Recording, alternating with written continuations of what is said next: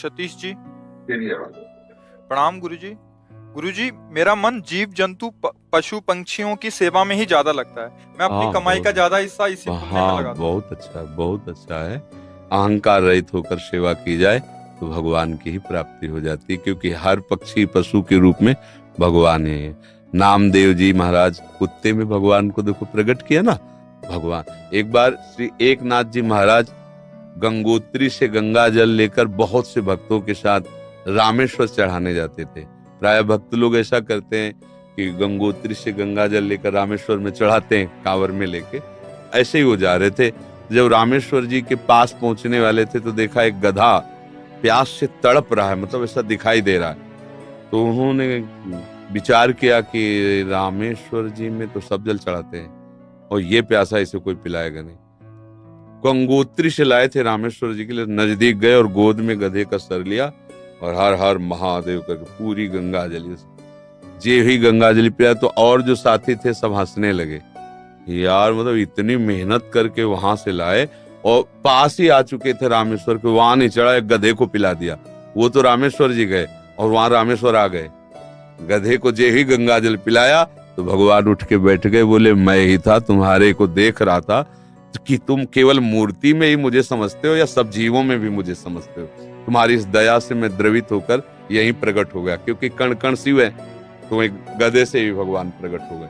तो पशु पक्षियों की सेवा भगवान की सेवा, पर अभिमान न करे, भाव ऐसा रखे कि भगवान ने मुझे ये सेवा दी है और सेवा लायक बनाया है बस, और इसका प्रचार प्रसार न करें। प्रचार प्रसार करने से सेवा का जो सुकृत होता है वो नष्ट हो जाता है। जैसे आप यार मित्रों से और बहुतों से कि हम तो ऐसा करते हैं, मतलब ये बात जैसे आप संत से या गुरुजनों से कहे तो बात अलग होती है, बस इसके बाद फिर इसे गुप्त। अगर कोई कहे भी कि सुना है कि आपने पक्षियों की बहुत सेवा करते हो, अरे हम अपनी ही सेवा नहीं कर पाते, पक्षियों की क्या, मतलब उसे हमें दबाना है।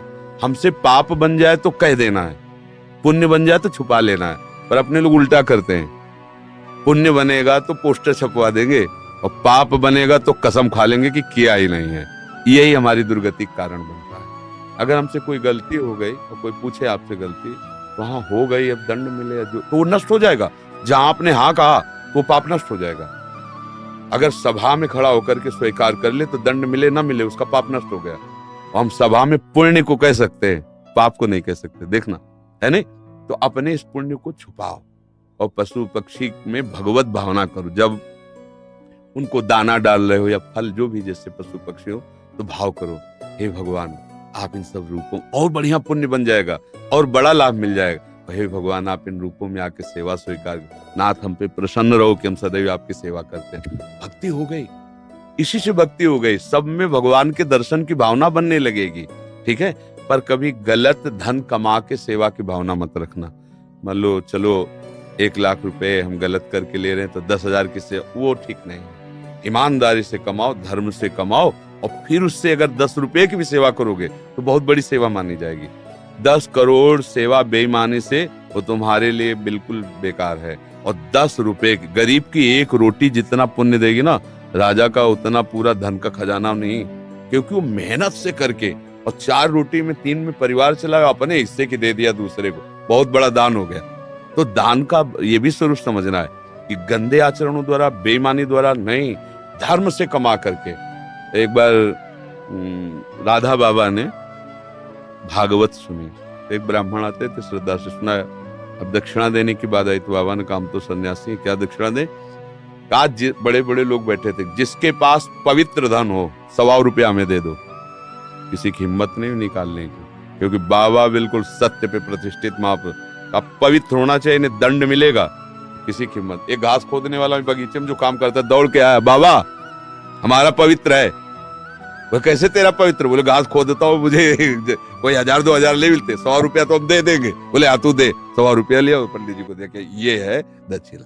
हाँ ये 100 रुपया 100 करोड़ की बराबरी बिल्कुल नहीं हो सकती। वो 100 करोड़ बेकार, वो 100 रुपया अच्छा।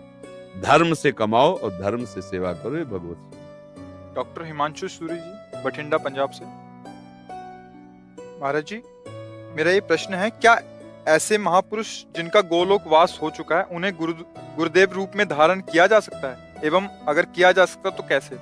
7 वर्ष की आयु से ही संकीर्तन सम्राट स्वामी श्री मुकुंद हरि जी महाराज जी के भाव भजन गा रहा हूँ और उनसे बहुत प्रेरित और उन्हीं को अपना गुरु माना है। तो उनके वचनों का पालन करो। वो जो आज्ञा किए हैं जीवन में कभी तो बोले ही है ना।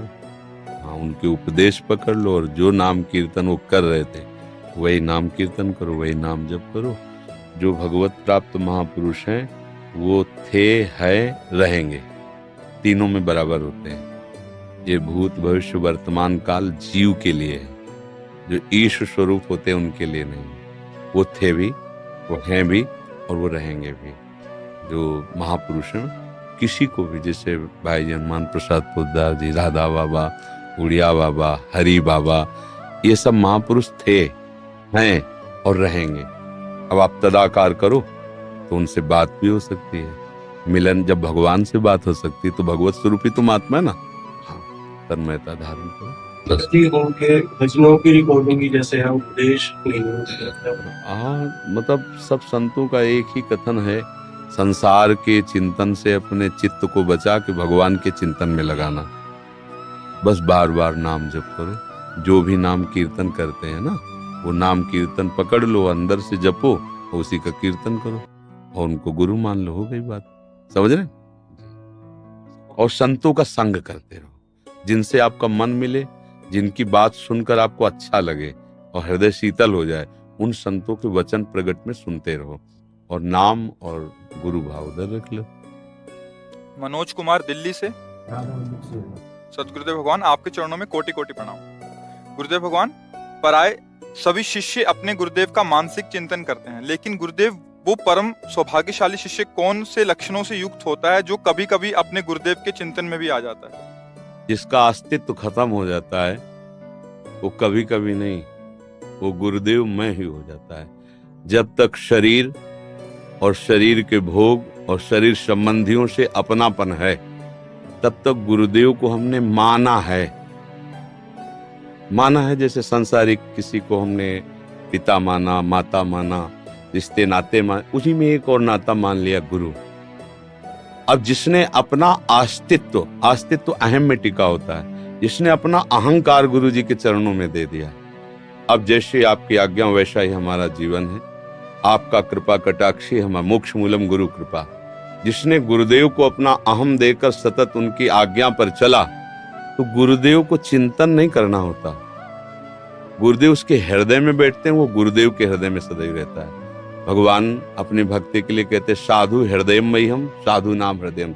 मैं उनका हृदय हो जाता हूँ, वो मेरा हृदय हो जाते हैं। और सही पूछो तो वो गुरु स्वरूप ही हो जाता है। सच्चा शिष्य वही जो गुरु स्वरूप हो गया। जैसे प्रियालाल जिसको